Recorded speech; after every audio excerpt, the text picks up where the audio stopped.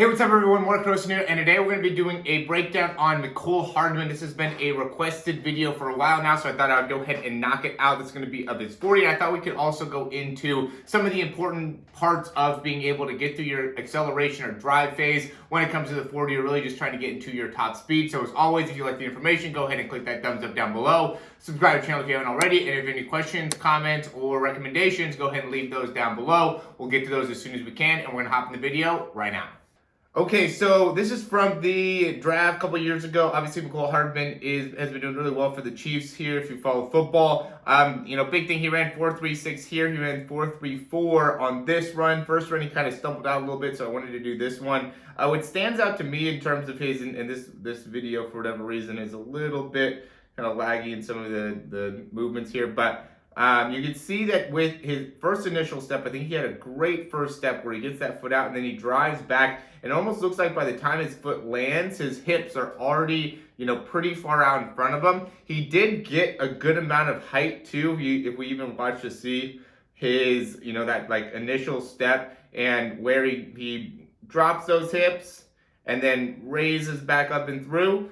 And then you can still see, even though he kind of dropped those hips and raised them back up, he still maintained a very kind of downward position within the spine, right? He didn't go in and get that spine too far up. He kept it all down, but it still has the range to be able to drive those knees up and out. I see this commonly where, people I think get the idea where they're trying to get their feet or legs to come so far up, right, as they're going, instead of putting a focus on getting them out in front. And you can see that Mecole Hardman here does a good job of being able to really get those feet out, and he's putting much more of an emphasis on working horizontal here, right? So you can see how he's really, getting all of his momentum going this way, which makes it so he's able to pick up a good amount of distance on each one of the steps. And he's slowly coming into, a little bit of a higher spine angle here, doing a great job of driving through with those elbows. I do think it's important to be able to get those elbows back behind the spine and then back out in front of the spine when it comes to the start. If you're, really short through those arms, it really makes a big difference in your power production. So make sure that as you're going, when you're watching your film, that you're doing a great job in being very consistent with how much range you're getting through your arms and your elbows and generating a lot of force through there. Because I see a lot of people make that mistake, as well as not being able to pump the arms. And I think what's important here, so now he's getting, he's obviously past the start phase. He's probably been past the start phase here for a couple steps. It's been, he has really the first 3 steps. So 1, 2, 3, let's say those would be more of like the start. Now he's into his drive, okay? And when he watches drive, what stands out to me is that he stays in a very, very stagnant position within the spine, which just means he's very patient in being able to get to his top speed, right? He's not trying to rush it here. He's continuing to, get plenty of push off. And let's see where his foot contact's at right now. Okay, let's say 6, 5, 7.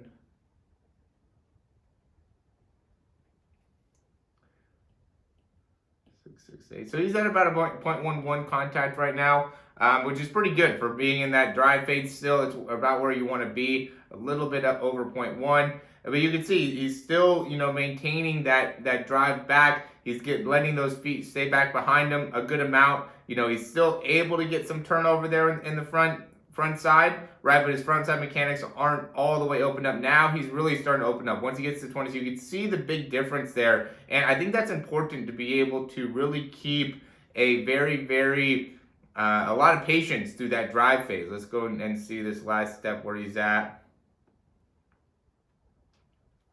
So let's say he's at 9.2.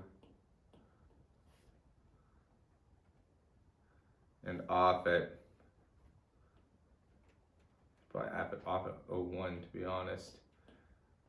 So he's at about a 0.09 contact time, right? So he definitely lowered down that contact time as he went from that beginning kind of contact. And that's what ends up happening, right? Your foot stays on the ground a little bit longer through that acceleration drive phase. as you're building speed because you're letting that foot stay back and get back behind you a little bit more. But once you get to your top speed, you want to have that contact time under 0.1, which just means that you're doing the opposite. You're not letting that foot go back too far back behind you before you're getting it off, and immediately kind of driving those knees. So notice how as he pushes off, he drives the knee and comes forward. He doesn't get into too much triple extension there, or when he's still in that drive phase, he is getting a little bit more triple extension, and a little bit more of those backside mechanics are staying much more true, right? So you can see he's pushing off and getting a little bit more extension through there,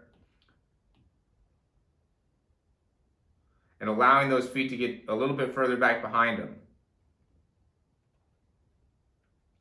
Right, and this really helps in being able to get more of that horizontal force going forward. And it's, obviously it's still important to be able to get to your top speed as quickly as you can, but at the same time, you got to be able to maximize through that drive phase in order to make it so you can efficiently get to your top speed. If you rush through it, then you're going to not, maybe your top speed capabilities are 21 miles an hour. If you rush through it, you'll get stuck at 20, maybe 19 miles an hour. But if you're patient, take an extra 5-6 steps and make sure you get to that top speed, then you'll be able to get to 21. You can just use that momentum to get you through the rest of the 40, 60, 100, whatever the case may be. And so you want to make sure that you're not rushing that. And yeah, it is important. Like, there are guys that will obviously, like Christian Coleman, will be able to accelerate through his start phase and into his drive phase really quickly, and will win races because he's able to get through those as fast as he is. But at the same time, when he gets into his top speed, has some issues with being able to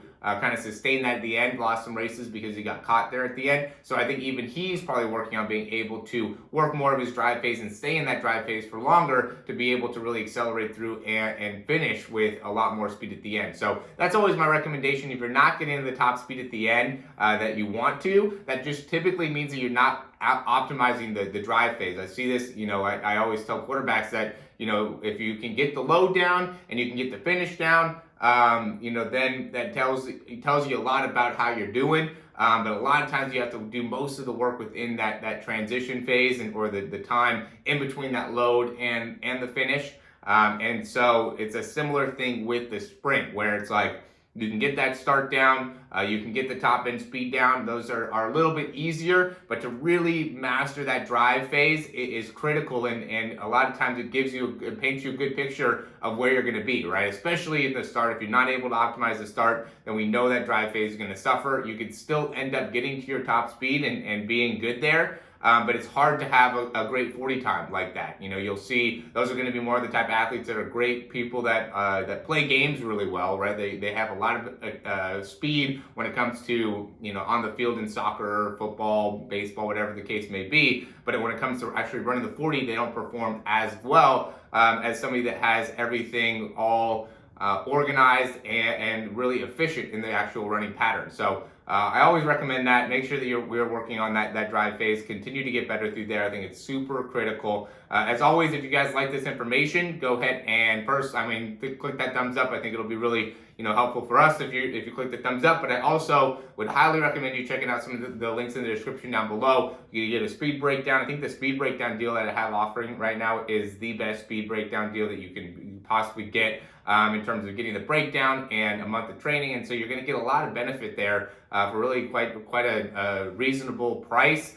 You can also go and get a little bit more commitment with the 3-month program. That is also something that's going to be very, very valuable for you. You're going to see a lot of big changes over the course of 3 months. If you really want to commit to something, I'd say that would be and really see some significant change in a 12-week period, that would be the program to go. If you just want to get some small little critiques within your running form, get the breakdown, you'll still get access to some training and some workouts. But quick small changes, more than $97. If you're looking for big changes, go with the 3-month. All that is in that description down below. As always, thanks for watching, and we'll talk to you soon.